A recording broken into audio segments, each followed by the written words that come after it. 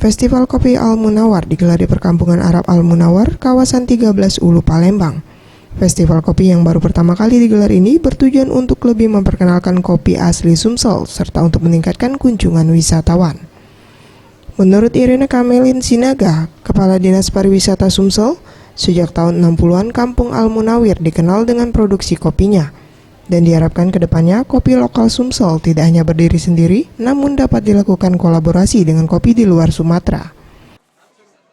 Kami harapkan festival kopi ini menjadi core event, menjadi event tahunan yang bisa mengangkat lagi kopi-kopi Sumatera Selatan, yang bisa lagi mengangkat produk-produk lokal, dan tentunya promosi pariwisata, promosi destinasi yang melibatkan dua akses dari sungai dan akses dari darat.